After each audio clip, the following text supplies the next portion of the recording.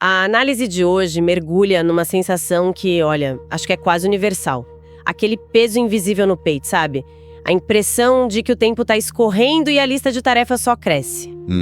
E o material que a gente tem aqui descreve isso de um jeito que, olha, chega a doer. Ele diz assim, ó: é o cansaço de quem não fez nada, mas lutou o dia inteiro contra o próprio reflexo. Essa frase já é o diagnóstico inteiro, né? Tá. Porque ela captura essa exaustão que não é física, é o esgotamento mental de lutar contra si mesmo. É uma guerra civil silenciosa. Uma guerra civil, gostei da imagem.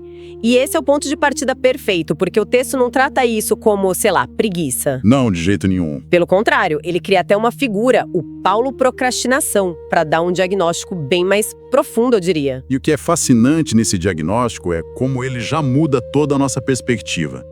O texto fala que o Paulo não é preguiçoso, ele é um perfeccionista paralisado pelo medo de não ser o suficiente. E isso é crucial. É crucial. Tira o problema do campo da moral, da falta de disciplina e coloca onde ele pertence, na psicologia.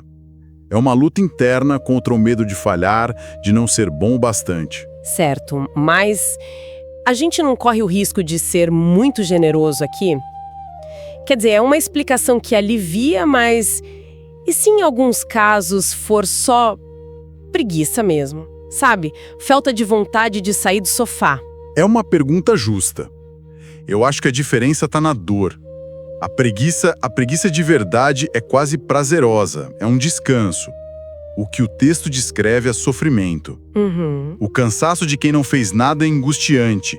É energia que você gasta construindo o que a fonte chama de labirintos de desculpas para não dar o primeiro passo. Essa arquitetura mental. Exato. Essa arquitetura é o sintoma do medo, não do conforto. O procrastinador não está em paz. Ele está numa trégua tensa, sabendo que a guerra uma hora vai voltar. Entendi. A energia gasta para não fazer. E o resultado disso, para o nosso Paulo, é que ele adia a vida. Ele vive esperando um amanhã que nunca amanhece. E aí, se a gente conecta isso com a ideia geral do texto, a procrastinação é descrita como uma fuga da realidade. E é aqui que entra o Marco Aurélio, que a fonte chama como se fosse o médico, né? Sim. O diagnóstico que vem da sabedoria dele é que a gente adia porque supervalorizamos o conforto momentâneo e subestimamos a brevidade da nossa existência. Ou seja, a gente troca a vida inteira por um alívio de alguns minutos. É uma troca terrível, mas quase irresistível no agora. E aqui a análise fica interessante de verdade. Porque o texto ataca uma crença que todo mundo tem. Ele diz que a raiz do sofrimento é a gente acreditar que precisa de vontade para agir. Pois é. A gente fica esperando a vontade de ir para a academia, de começar aquele projeto. A fonte está dizendo que a gente entendeu tudo errado, que a causa e o efeito estão invertidos. Exatamente isso. É uma virada de chave. A proposta é sair dessa espera passiva pela vontade e abraçar a noção de dever. E aqui, a gente precisa ter cuidado, porque dever é uma palavra pesada, né? Foi a primeira coisa que eu pensei. Não soa um pouco opressivo, quase militar? Tipo, a vida vira uma marcha forçada, sem alegria nenhuma? Seria se fosse um dever imposto de fora. Mas no contexto que a fonte traz, o estoico, dever é um reconhecimento interno do que a vida pede de você. Ah, entendi. É entender que a tarefa tá ali e precisa ser feita, não importa como você esteja se sentindo. Na verdade, é uma libertação. Você se liberta da tirania do seu próprio humor. A ação vem primeiro, o sentimento talvez venha depois. A ação vem primeiro. E isso é fascinante, porque é a base da terapia comportamental cognitiva, a TCC hoje em dia. A ideia de ativação comportamental é exatamente essa. Não espere sentir vontade, haja para gerar o sentimento. Agir para gerar o sentimento, isso muda tudo. E para aplicar essa cura, o texto vai direto nas meditações do Marco Aurélio, né? Tem uma citação que ele usa como prescrição médica. Sim, é muito poderosa. Concentra-te em cada minuto como um romano, como um homem, executando a tarefa que tens em mãos com seriedade precisa e imperturbável. A imagem do romano é muito forte. É uma imagem que evoca foco, propósito.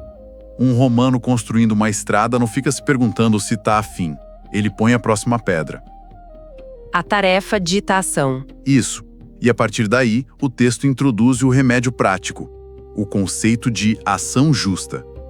A ideia é não olhar para a montanha inteira de tarefas, que isso paralisaria qualquer um. O foco tem que ser apenas no movimento do próximo músculo. Nossa, essa analogia é brilhante. O movimento do próximo músculo. Isso tira a pressão do resultado final perfeito, né? A energia vai toda para o próximo passo, por menor que seja. É sobre escrever a próxima frase, não o livro inteiro. É a síndrome da página em branco. O medo de escrever uma primeira frase ruim impede a gente de escrever qualquer coisa. A ação justa é a permissão para você escrever uma frase péssima só para começar. E o efeito disso, segundo o texto, é que o limite interno é uma névoa que se dissipa assim que você caminha através dela. Poético, né? A barreira, o medo, o labirinto de desculpas, tudo isso só existe enquanto a gente está parado olhando para a névoa. Faz sentido. Mas e quando a tarefa não é tão clara? Tipo, assentar a próxima pedra é concreto. Mas e se for resolver minha vida financeira? Ou melhorar meu relacionamento? Como se aplica o movimento do próximo músculo a uma névoa disforme assim? Essa é a beleza do conceito. Ele te força a traduzir o abstrato em concreto. Resolver a vida financeira é a montanha. É paralisante. Certo. O movimento do próximo músculo seria abrir uma planilha, pegar uma conta para olhar, pesquisar no Google por aplicativo de controle financeiro. É o menor ato físico que te move 1 milímetro na direção certa. O ato de tornar a tarefa concreta já é parte da cura? Exatamente. A cura não é pensar mais, não é planejar mais. A cura é começar o movimento. O primeiro passo, por mais torto que seja, é o que quebra o feitiço.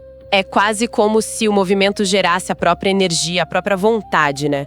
O segundo passo fica mais fácil que o primeiro. O momentum da ação substitui a inércia da imobilidade. Então, como a gente chega na alta desse tratamento? Como o nosso Paulo Procrastinação sai do consultório? Bom, aí a fonte vai para a filosofia pura, e ela é bem direta. Diz que a procrastinação morre no exato momento em que você aceita que o amanhã é uma ficção. Essa é a chave. É a chave. Enquanto a gente acreditar que um eu futuro, um eu mágico, mais disposto, mais perfeito, vai fazer o trabalho, a gente vai continuar adiando. A armadilha do eu de amanhã. O eu de amanhã sempre tem mais energia, mais foco. Só que a gente nunca encontra ele, né? Nunca. Porque quando o amanhã chega, somos sempre o eu de hoje, com as mesmas inseguranças, é uma miragem conveniente. Aceitar que o único tempo real é o agora, com o eu que a gente tem agora imperfeito, cansado, inseguro, destrói a lógica da procrastinação. Não tem mais para onde fugir. O palco da vida é este momento. É pegar as ferramentas que você tem hoje e começar a construir. E isso leva para a frase final do texto, que para mim amarra tudo de um jeito espetacular.